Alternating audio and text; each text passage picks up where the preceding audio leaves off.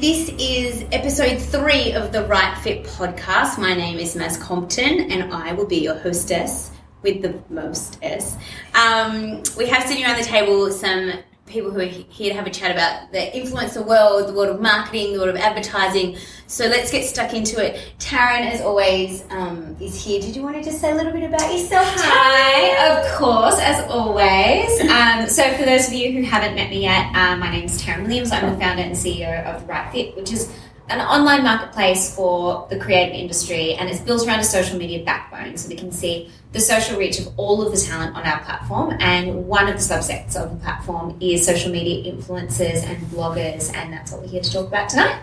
Excellent. We have Denis across the table from me. Would you like to introduce yourself? Is your job title creative ringmaster? Well, yes. This is one of the benefits of actually having your own company. You can call yourself what you want. So I've been waiting many years for that opportunity. Okay. And is this guy in the circus, or what is going on here? Well, it would all make sense in a second.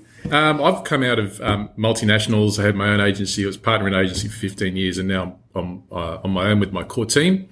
It's a creative agency and a consultancy which really brings research and strategy and creative together all in the one seamless process. The ringmaster part comes in with Taryn building amazing products like The Right Fit, is that I can actually tap into all these amazing people around town. So what we offer is the core thinking, and then we bring people in as we need them to launch clients' products. And dresses them up in amazing outfits. That's right. Exactly, yes. Right. Really, it's like a dream job.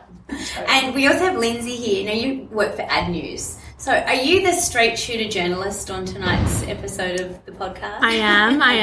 I'm here to talk all things industry. Excellent. Don't have quite as cool as a title as Denis. But yeah, let's do it. But yeah, I work for AdNews. We write about media marketing and advertising. I would, of course, say the leading trade press in Australia, but I'm a bit biased. Yeah. And a lot of my job is writing about the fabulous industry of influence marketing. So, cool. Yeah. And I will just say for the record that Lindsay is the only person that has come prepared with notes.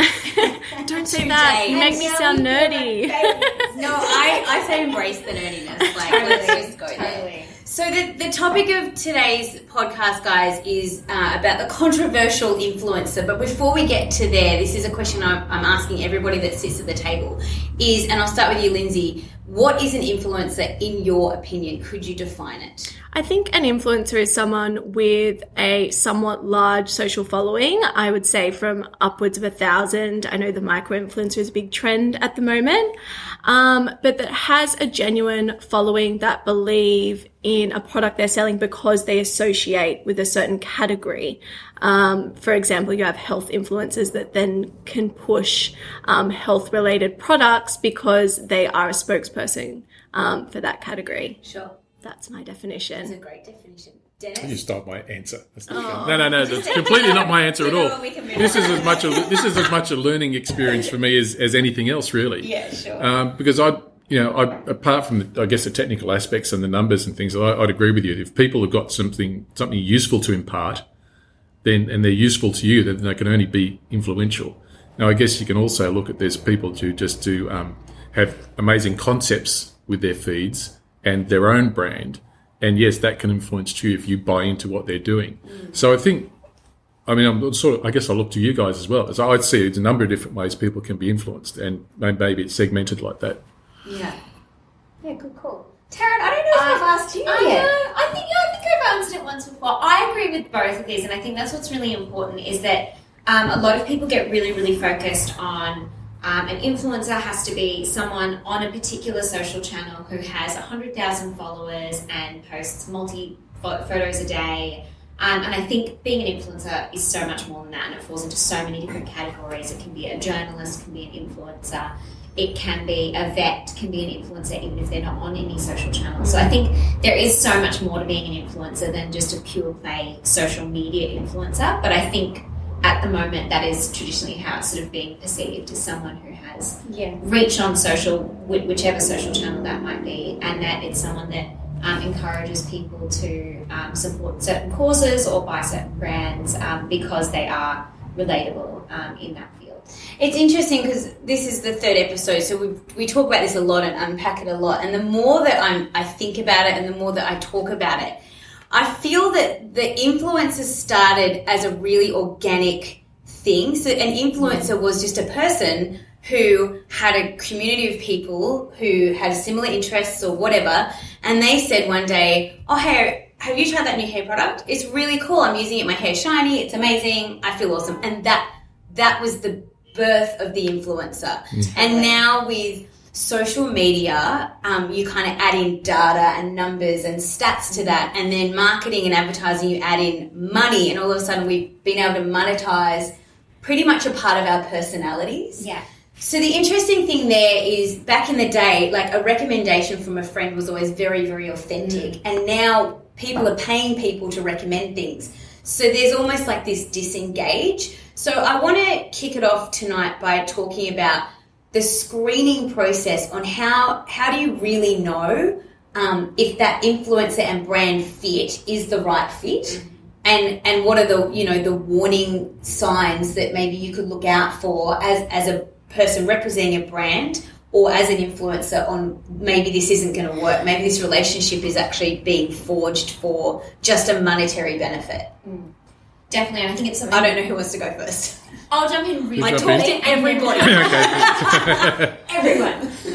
Definitely, and I think it's so important, and I think what we're seeing now is influencers really starting to find their niche. And there was probably a period there where influencers was, as a concept, it was quite general and it was quite broad, and brands have got so much savvier now and are getting really, really clear on what they need and who they need to portray those messages. So we're seeing micro influencers and also really niche influencers, vegan, whole food bloggers, or really, really niche categories, and that's great because their followers are really following them because they really believe in that story and what they're telling is really, really true. So I think that's really important. I think that brands need to really think about what it is that they're trying to achieve and then picking the right influencer to match with that. Dennis, what's been your experience in this whole world of brand partnerships and influencers? Yeah, well, I've been lucky enough to work on many brands and using, I guess, many celebrities. And the challenge is always, if you get the brief to start with and you go, okay, we're going to use a celebrity for this reason, that usually makes sense because you've got a concept around what the brand means and what it is and what it stands for, and you look for a celebrity that's going to, an influencer these days we call them, that's going to reflect those values and actually, again, be useful to the brand and in part either attention or, again, something useful. But what happens when sometimes a marketer or a brand already has, say, okay, we'll use this person because they're famous, but no relevance to the brand whatsoever. Kendall Jenner, Pepsi, well, yeah, anybody? This is where... Kendall Jenner drinks soft drink. Yeah. Come on, people. Totally. Well, yeah, the whole Pepsi, you could spend an hour talking about Pepsi, but it's can we do a sideline on the Pepsi commercial? Because that blew my mind. But it's a classic case of, the Pepsi used to do celebrities really well. There was Madonna and Michael Jackson and Britney Spears, and that was just what they were known for. Beyonce, right? So, and Lady Gaga at halftime. But it's a soft drink celebrity, great. Good match, fizzy drink, lots of fun, no problem. Try and build more of a story into it where it's not relevant, and that's where it falls away. Yeah.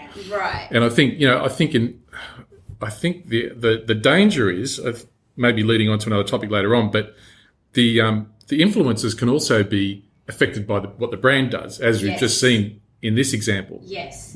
Was it Kendall? Kendall. Yeah. So Kylie Kendall, it's like one of them. It's one of them.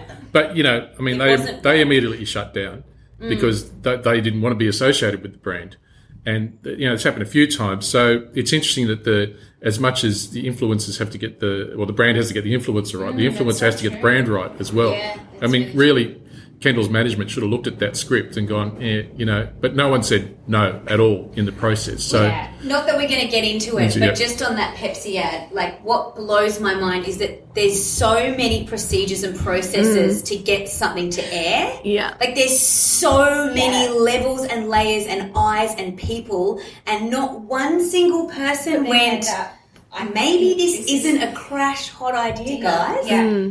But then maybe that's the point. Maybe they did it intentionally because weeks later I'm still fascinated by it and I bring it up in every conversation. You have to hope that can possibly be the only answer, right? Yeah, that a whole bunch of creatives and agents and whatever didn't go, this is the best script I've ever seen. Let's throw a couple of million bucks. Well, you can see how things like this happen. Even with all the best intentions in the world, you can see something like Kendall Jenner signed up to do a Pepsi ad, or any ad. Let's leave Pepsi out of it because they've been through enough. But they sign up to do this ad. You get like Beyonce, like we said, or Madonna back in the day, and wow, you've got this celebrity. And it's really hard to back out once they've signed up because kind of no matter what the script is like, you're going, we've still got the celebrity. Yeah. And the focus goes on that. So there's lots of dangers when it comes, I think, to choosing the right influencer. And then on top of that, you have to have some synergy between what you're actually saying and what relevance they have to everything. So that's right. Yeah. So it's in my experience with brands and using, most of mine would have been on, say, using TV commercials and things like that. Mm-hmm. It's been thoughtful, but not without risk. Yeah, absolutely. And I think a problem with the Pepsi ad is that was done in-house. There was no external agency advising on that. And maybe if it went to a creative agency or an influencer agency, they would say, hey, red flag, do not push this out. And I think relating to influencer marketing, how you pick the right influencer, that's when an influencer agency or platform becomes really important.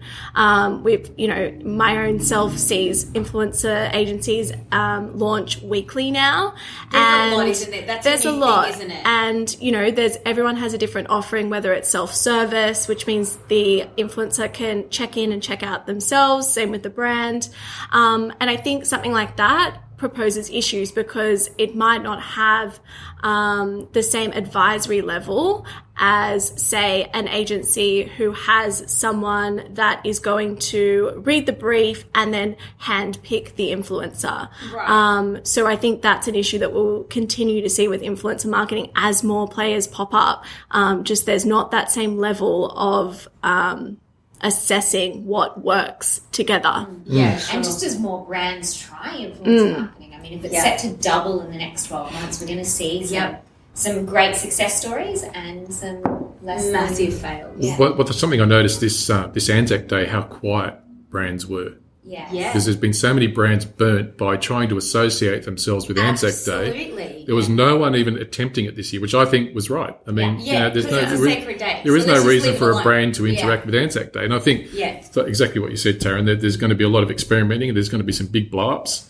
But people are going to learn on the way. So it looks like people have learned about Anzac Day now. And let's find some other days which are more relevant, not as emotional, that we can actually leverage. What about if we flip it around the other way for a minute and I guess go back to what I was talking about, how, I guess the influencer was birthed from a really organic space. What about, and I don't know, you probably have an example of this, Taryn, of somebody who has they are an influencer with X amount of 1,000 followers on Instagram and they genuinely like a product. Yes. It's something that's really, maybe it's their favorite pea protein and they're a bit of a gym junkie and they've got a lot of, they wear activewear and all of that kind of stuff and they genuinely want to tell people about this product, but they're an influencer. Is it their right to go to that brand and ask for free product or money or anything like that? I definitely don't think it's a right, it's a privilege, and I think influencers need to remember that this is, it's a really, really new industry and it's obviously still very unregulated and still finding its feet. And I think as sort of in any business case, it really should be done from a good place, and it's absolutely okay to approach the brand. Just like when you used to be able to write letters to Arnott's and say, I love your biscuits. Definitely great to reach out to a brand and say, I absolutely genuinely love this product and incorporate it as part of my life, and I'd love to work with you as an ongoing ambassador, or is there a way that we could collaborate on, sharing content for both of our audiences? Yeah. That is absolutely A-okay to do. But I think to directly reach out and expect to be paid for that is maybe pushing the envelope. Yeah, I agree. Lindsay, I want to ask you, how long have you been writing about influencer marketing? Because it is a really new world. Just over a year. In that 12 months, how have your storylines changed? Have there been more successes than fails, more fails than successes? Where do you kind of focus your attention? Because it's such a broad, I feel like influencer marketing is a really broad spectrum at the moment, even though it's kind of a niche, which is an oxymoron. I think at the moment there is a lot of demystifying that needs to be done. And there's a lot of grey areas around disclosure, around the guidelines that influencers have to meet as it becomes a bigger area of the industry. Obviously, the AANA introduced new guidelines at the beginning of this year to help brands know what to do on social media.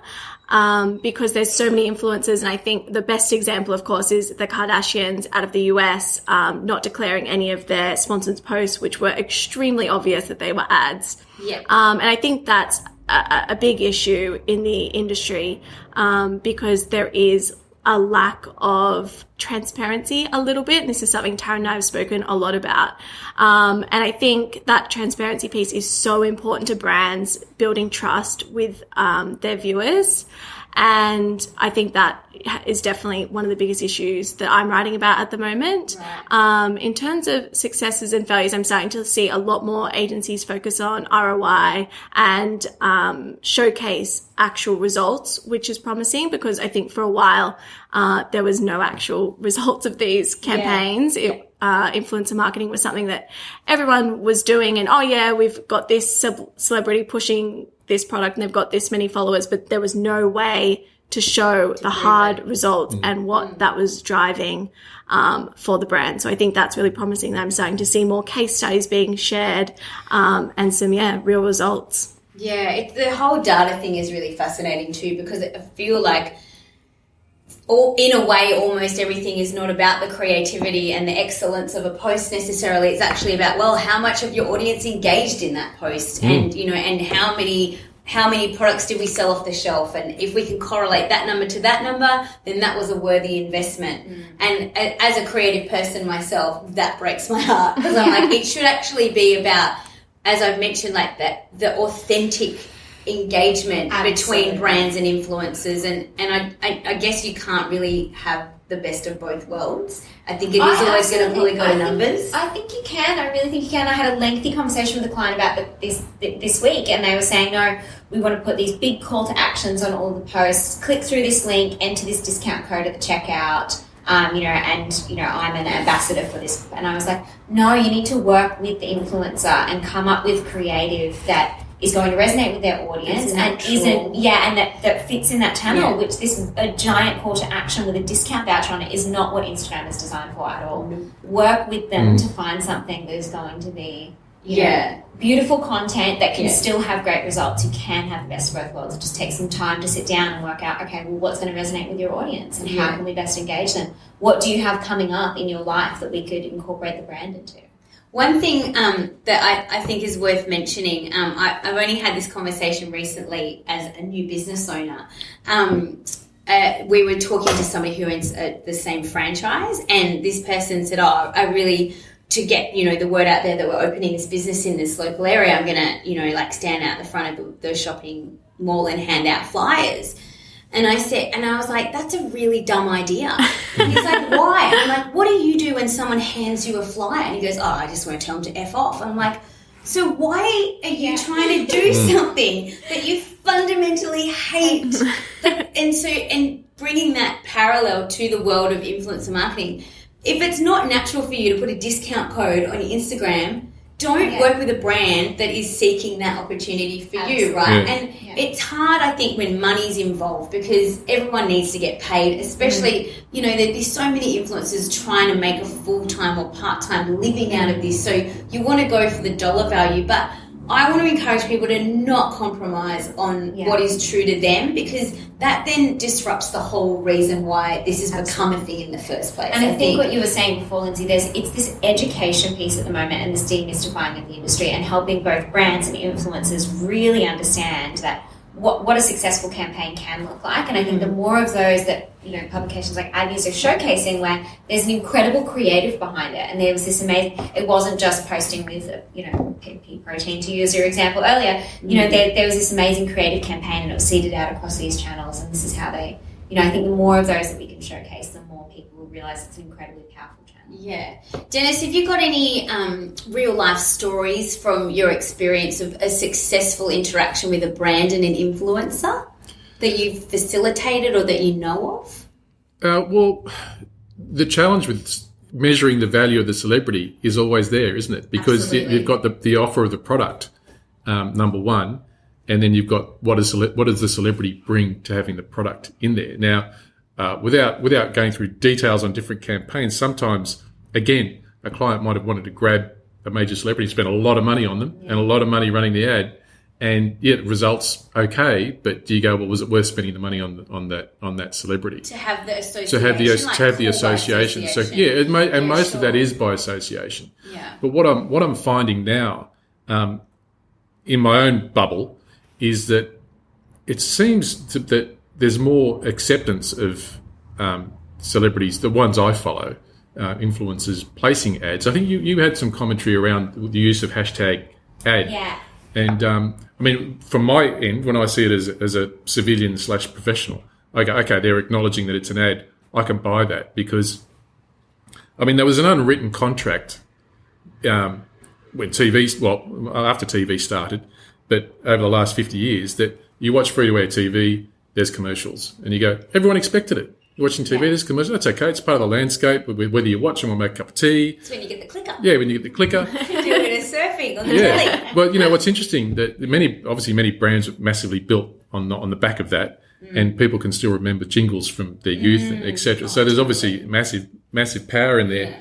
But again, that's when you had a narrow number of channels, and the celebrities probably did have influence but now everything's so spread out. It's everywhere. It's how are you measuring that? Yeah. And so the value of that influence, so there's a couple of people I follow and they go, okay, hashtag ad. I go, oh, yeah, I buy into it. So I don't know, Taryn, you'd probably know more than I would, whether it is starting to gain acceptance. Because the ones, I find that okay. What I don't find okay is now I'm watching a video on Facebook, and after 5 seconds, it says ad will start playing in 10. And even then, I don't get, at least on TV, you get to watch 5 minutes of programming, 4 minutes of ads. Right. Now you're watching a video on Facebook, and all of a sudden they're starting to interrupt you with ads. So the great promise of digital was uninterrupted content, what you want to watch, where you want to watch, without advertising. But it doesn't seem to be playing out like that right now. So I think influencers are caught up in the mix of all that. And I think it's, you know, the judging the value and putting the dollar value on the celebrity is going to, well, I should be saying the influencer is always going to be the key. Because, you know, as you were saying, some bigger clients have the budgets to put the thinking and the time into working with the influencer. Because everyone takes time to do that, coming up with ideas, working, there's meetings, they're using their IP to help out. So it's all got value.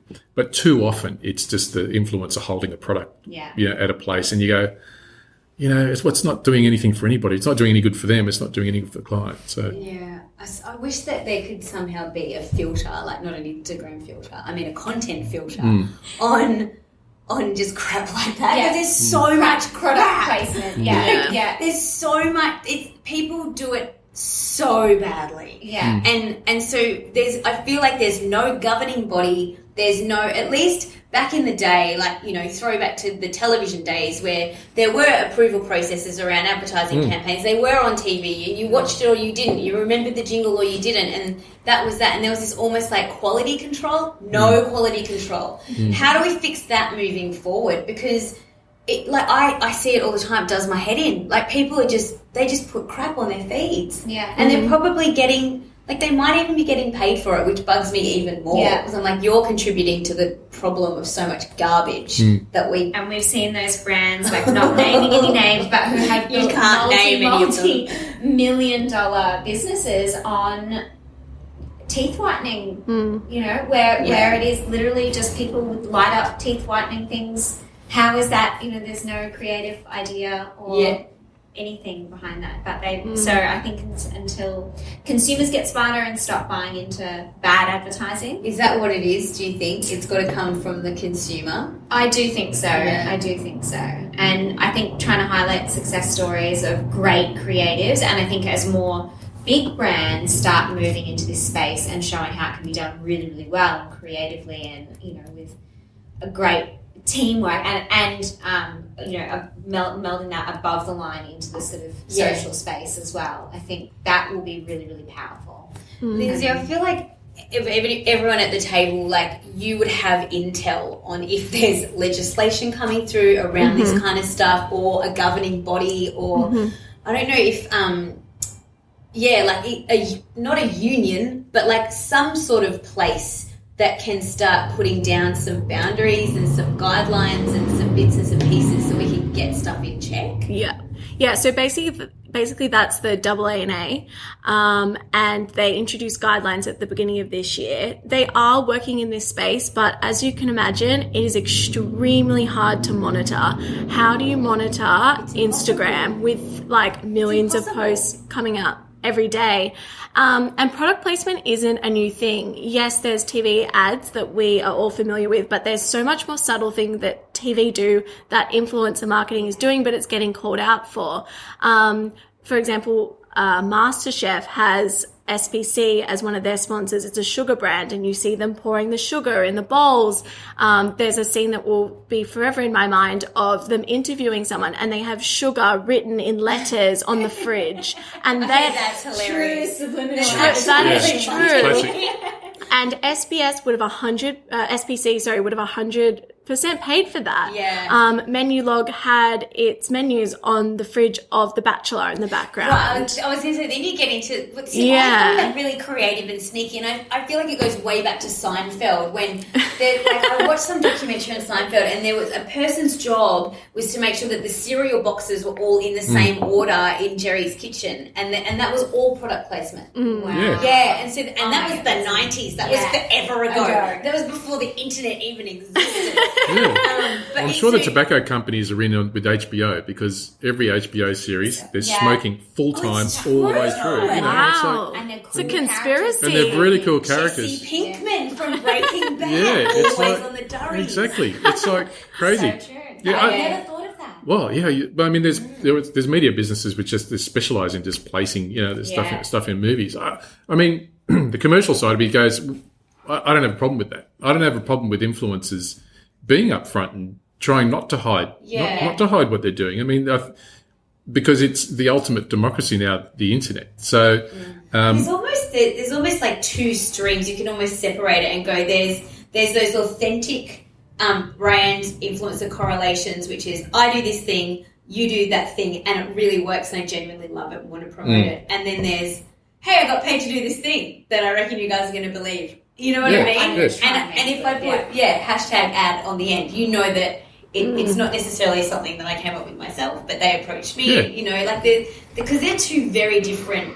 Like visualize it, they're two very different Instagram posts. and that's where TV worked it well, because there was that space for the advertising, and there was that contract you had with it. Now, if this hashtag ad works, then that might start to go, okay, that's the ad they're doing, this is the post they're doing, and separate it, right, rather than trying to hide it within a post. Yeah. I'm lucky actually that I'm an interested user and viewer of social, but I've got teenage kids who are right, so a boy and a girl. So you're in the thick of it. I'm completely and utterly in the thick of it. So teenagers, because I'm not one, are they all on Snapchat? What's their preferred social medium? Snapchat. Facebook isn't cool anymore. Yeah, because No, all they the don't. parents are on Facebook, so they hate that. Yep. And then the generation above them are on Instagram, so they have to rebel against that. So they're all on Snapchat. Yeah. Well, they're as kids themselves, they're certainly micro influencers, and they're basically full time social media professionals. So they know how what they're shooting, how they look in shots. They get this. Well, there's the girls in particular, right? Yeah. They're really posing well. They do great stuff, and they post it at the right time. There's no sparkly eyeshadow and blue glitter lipstick like we went through. So my daughter learned makeup from YouTube. So my question is going to be like, after this, is the different influencer levels of different channels, because spent hours and hours and hours on YouTube learning to do makeup. Yeah. Now, I don't know. I actually don't know if she bought the makeup they were selling. But my son then got Casey Neistat, is the video guy, right? Yes. He was completely into him, loved him, and my son went off to see the Northern Lights in Norway, came back and edited it. He shot it all over there, edited a Casey Neistat style video, which is fabulous. That's amazing. But I think Just Kate, for fun. well, he did the video for fun. Yeah, he went travelling with his mates. But yeah, just for fun, he wanted to do it, and he posted it up on YouTube and stuff like that. But I think that was sponsored by Samsung. Is one of the big things he did it in. But my son had bought a Sony, so he completely watched this guy for months and studied how he does his videos. But he wasn't brainwashed into going and get a Samsung. But he just went and bought a Sony because that was a good deal, and he liked the features and stuff like that. So yes, as far as a professional looking at these kids in my house, definitely Snapchat it, because they don't want stuff to hang around, and particularly then they'll have a couple of Instagram channels as well, right? They'll have their private Instagram channel just for their besties, and then I'm exhausted just thinking about how much effort goes into that. And then the main part. I mean, the girls are really into it. What surprises me, they're all beautiful, but they really work the camera, right? They really. They know how they look in front of a camera, and that's part of how they grow up now. They're around parties and how they share with their friends. I think Snapchat influencers is a very, very dangerous spot for young girls, because who can regulate that? It's fleeting, the content. You can have one-on-one conversations with brands. Not that I'm sure brands would be doing that, but how then do regulators look at a brand's Instagram and be like, oh, they're pushing, for example, Slim Tea is an example of, I think, a very dangerous brand. It's a laxative that young girls will take to lose weight. It's extremely dangerous. And it's a brand that I see all the time. And for example, if they go on Snapchat and push that to young girls, who's monitoring that? And that's a worry. At least Instagram, it's all out there. Whereas Snapchat, you get into these siloed conversations, and it is concerning. I agree. At least, as you say, in Instagram, it's sort of somewhat self-moderating. Other people can jump in and say, look, that's not a healthy body image to be promoting, and it really can promote some sort of rigorous debate. But you're exactly right. Snapchat doesn't have that abilities. No. Well, and then who knows what the next platform's going to be, because surely it's only around the corner. Yeah, it's frightening. Yeah, and I mean, as a parent, I guess teenage girls are probably the primary users of the social. Really, as a parent, you don't know where to start really as far as monitoring that. I mean, Facebook says 13 years old, which I think is probably right, but a lot of kids are on that a lot younger, and it's just a minefield to navigate. So if you take this discussion around social, but and amongst the strongest users, there's whole families involved in this. There's been many examples where, and the kids are influencers amongst themselves, right? So we're talking about peer-to-peer, commercial influencers, but peer-to-peer, really, I mean, they'll actually describe someone at a party who, that person was at a party who has like 10,000 followers. They're amazing, and they're identified. It's almost the number one thing now definitely for teenagers and young adults is like, so how many followers you got? Yeah. Since when is that? I feel like we're so lucky that we're just the generation. Just missed it. We are so close to being included in that generation, but we just slightly missed it. No, I'm glad too. I feel like I dodged a bullet there. But before we wrap it up, guys, I want to ask an interesting question. Do you think that we will make celebrities broke as time goes on? Because back in the day, throwback to television commercials where Michael Jackson, for example, was paid X amount of millions of dollars to set his hair on fire. I know it was an accident, but still it happened. To promote a brand. And now those multi-millions of dollars of marketing spend are being dispersed among many, many influencers, as opposed to the celebrities all holding this power.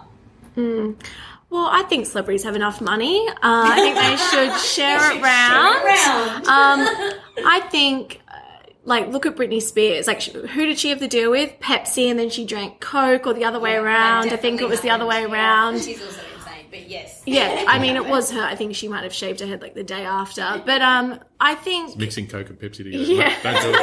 Not a good mix. I've not thought of that before. But yeah, I think it's more authentic when you break it down and you're, using those influencers that don't have 6 million followers. And I think that is the future of influencers. And if that makes celebrities broke, it's a consequence, but they'll deal with it.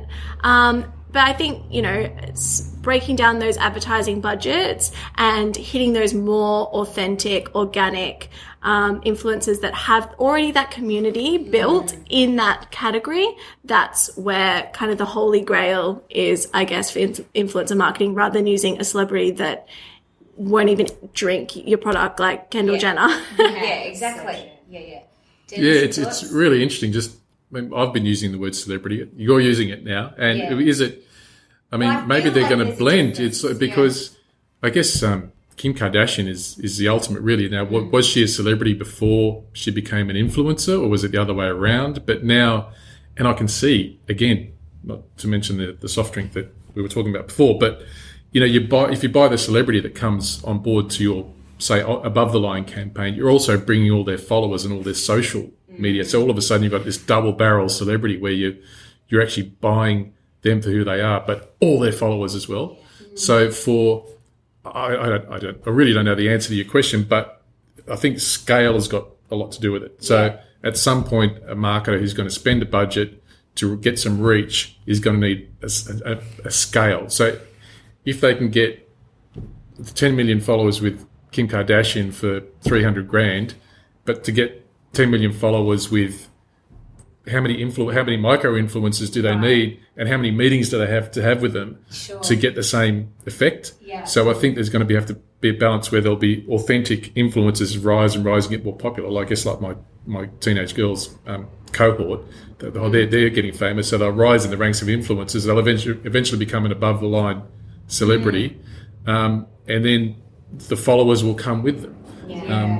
But then so like I it's said, like a cycle. And Yeah. the notion of celebrity, I think, might change. I think it has to. And I think there'll always be a place for celebrities who have a really clear image and idea of their personal brand and really cleverly control that. And I think that will always be prevalent in marketing. I think the ones that are very clear, control that image from day one and what they want to align themselves with. I think there'll always be a place for that in some type of advertising. Yeah. Can we finish on an example from the week, which I found really interesting? Jacinta Franklin took on an ambassadorship for Dairy Milk dark chocolate, which I found really interesting, and she was thrown under the bus by certain media outlets, and that's what they do, and fair call, because she has put out a book about healthy living and sugar-free diets, and her whole sort of build as a model and as an ambassador for healthy body image and being really fit and all of this. I feel like that deal completely disqualifies her from credibility in that space now. On the flip side, you know what? I believe that she has said after, a big day modelling, she does go home and she has a glass of red wine and she smashes a block of chocolate because she's had a big day and that's what she does. And the chocolate that she eats is that chocolate. And so now the ambassadorship was a really authentic relationship. Whatever the reason is, I would love to know your thoughts on that particular example that I've just seen across this week, where I'm like, I don't know if that is a great idea. I don't know if that was a great fit for you to go and undermine everything you've been preaching for the last few years by taking the cash. Obviously, you're getting paid to do something. I'll start with you, Lindsay. What do you think? Oh, it's a hard one because I actually have followed a little bit of that, and I did read something that said she's a chocoholic and all this stuff, but, she had the most amazing six-pack in Fashion Week or whatever it was last year. And there was so much focus on her diet. So for her to then come out and, of what she ate, and I read what she ate back then, it was like nothing. It was, the cleanest diet. And then for her to come out and push chocolate, it doesn't make sense to me. It'd be like if Sarah Wilson came out next week and was like, cupcake. Here's this cupcake recipe, and it doesn't make sense, and I don't think, her audience will believe it, and that's, that's one of the big issues of influence marketing. Yeah, I just think it was a really interesting decision to go that far down the road with a brand that, just looking at it, I'm like, that just does not fit. Like, you're this really fit, healthy model, and you shouldn't be pushing a product that's laced with sugar, surely. Yeah, but I think your reaction is perfectly natural, and a lot of people are going to have that reaction. I think the difference these days is that people vent on Twitter. That's the difference. Yeah. So I reckon what would have happened before was people go, it's not flying for me, Whatever, and just ignore it. Move on. Then move on, and the now product everyone's wouldn't like, sell. And now all of a sudden it's like You've broken my it's heart. broken me, which I think it's a whole another different discussion I'm so about offended. what we have to deal with. Yeah, so it's like it's only chocolate. Let her have some chocolate if she wants. Yeah, so Like as you just said, Lindsay, like if the woman wants to sit down on a Friday night and smash a block of chocky with a husband, go for it. Like we've all been there and we've all done that. So it humanizes her in another sense if you come at it from a different angle. And I totally agree with that, if she wasn't being paid for it. Mm. So if it was a post of her, as you say, sitting down with her hubby, having a glass of wine and a block of chocolate, then absolutely it does. But when it's a paid random endorsement or ambassadorship, then I don't think it humanizes her at all. Yeah. It's just alienating. So she wasn't known for having a sneaky chocolate before that in her feed, I right? don't- Okay, so it just came out of nowhere. It was, For me, I was like, whoa! It's like when I think a few years ago, one of the biggest loser trainers endorsed a KFC product. Yeah. And it was like, what are you even like? How can you even? That is not okay. Again, how many people got around the table and went, "This is a great idea." Yeah. Well, the Even classic, if it was a salad, no one gets salad from KFC. Like it doesn't.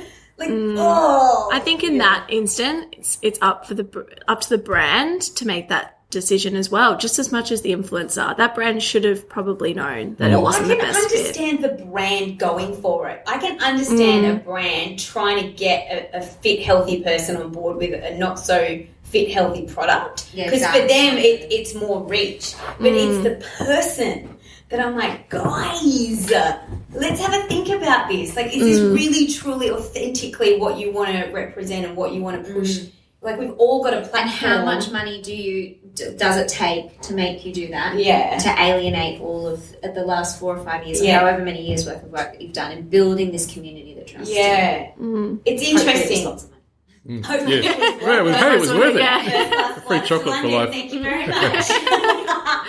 All right, well, we are going to wrap it up there. Taryn, thank you as always. Thank Dennis you. and Lindsay, thanks for joining us. And if you Pleasure. guys are loving this podcast, we're loving making it, make sure you jump onto iTunes and rate, subscribe, and review us. And any questions that you have for me or for Taryn, you can leave a comment in the comment section on iTunes. As Taryn has a final swig of her chlorophyll for the evening. Obviously, no dark chocolate here, apart from the bowl of cream. Apart from the bowl of Easter eggs, which are demolished. But it's not a paid endorsement. There was no payment. Okay. We paid for the cream eggs. We'll see you next time, guys. Thanks.